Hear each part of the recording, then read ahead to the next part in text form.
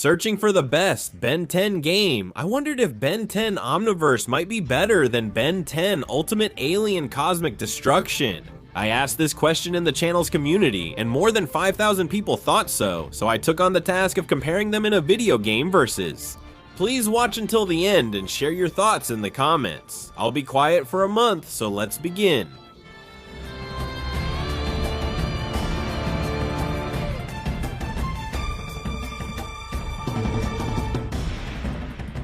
Cosmic Destruction is Ben 10's fourth video game.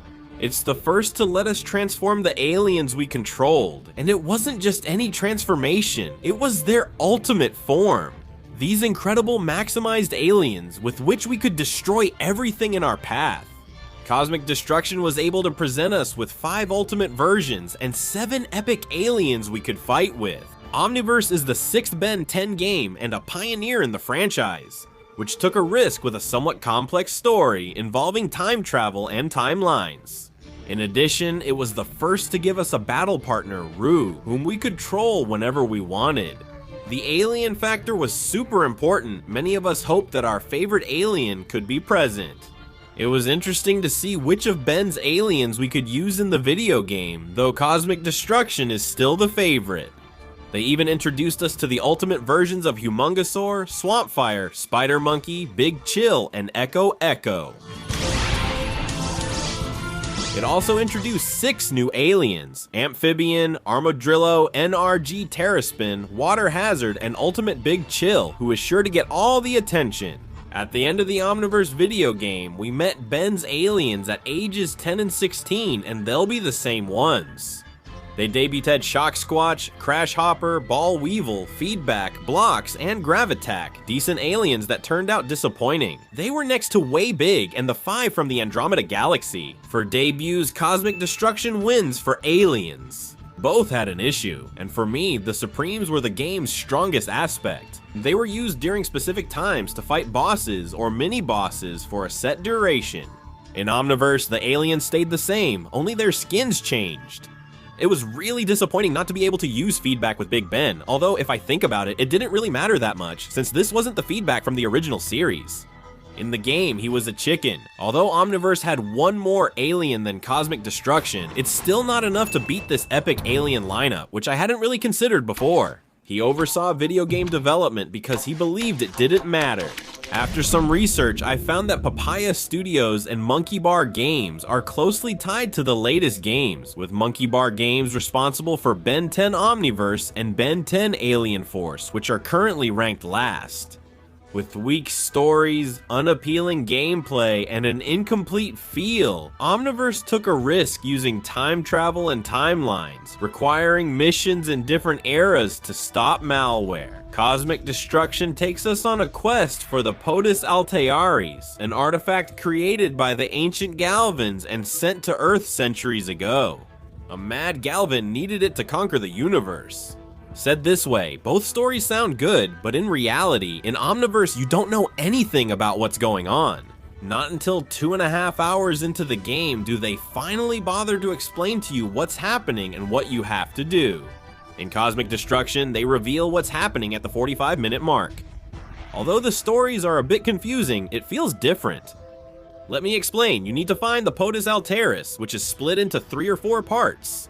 We'll have to travel all over the world, making the enemies and bosses we encounter make sense. On the journey, we pass through Rome, Paris, China, Tokyo, and South America, visiting part of the Amazon. It's beautiful to see all the places this video game reveals in Omniverse. We're only in Bellwood, inside a simulator in the lower town at the pier. And I think no one ever tried to give us something interesting in this video game again. Since we'll often revisit the same place in different timelines, it creates a sense of harassment, boredom, nightmare, and heaviness. And this game, which has 11 levels, you can tell it's trying to have a story, more like a television series and not a video game. Its levels have titles like Training Time, Malformed Future, Technical Difficulties, Defeated. Why? Cosmic Destruction has 8 levels simply named after the places we visit. And that's perfect. An easy point for Cosmic Destruction, the point for who has the best story. I'll leave that to you so you can put it in the comment box. I think common enemies are an important factor so you don't get bored in the game. Not having them makes the game become boring. And Bendy's Omniverse made a big mistake by only having 6 giant ants, the mini malwares, chatbots, generative pre-trained transformer giant spiders, and these batteries, will we have them available in all colors? Since they're the only enemies, we'll see them from beginning to end, no matter the setting, when or why, they'll always be there. In Ultimate Alien, it was odd. We faced shared enemies like Volcanus' henchmen or superheroes and bug mini-bosses. In the Alien Force game, the Forever Knights appeared, along with Vilgax's bots, the Terracotta Army, Japanese samurai, and Roman Colosseum warriors. Yes, but most didn't appear in the series. Okay, that's true, there are a lot of enemies that have nothing to do with the series, but this is a video game and we really appreciate the variety it offers us. Most of the enemies fit with the place they belong to, others, not so much, like these projector creatures that were found in the Spanish castle of the Eternal Knights. But anyway, that's a mystery that will soon be available in the shorts. Here's what's available for Cosmic Destruction before we discuss the ending and bosses in this video game. We still need to talk about the gameplay, where the fluidity is something that gradually got lost. Having the infinite combos that Protector of Earth gave is impossible. Omniverse, having more variety of aliens, never knew how to take advantage of it. It had great potential with the catalog of aliens, which I think is the biggest one. But its camera didn't help, and the enemies didn't help to have a good fight. Although Omniverse provided a good adaptation of the aliens' powers, in Ultimate Alien, while they have abilities, they mostly feel the same. Punch, punch, that's it. Omniverse wins this point for better adapting alien powers in battle. Now on to the game bosses. Omniverse offers little and is actually embarrassing for players. Our first boss is a simulated giant ant named Queen Ant, one spoiling you that there will be another one, because yes, they do repeat it. The bosses.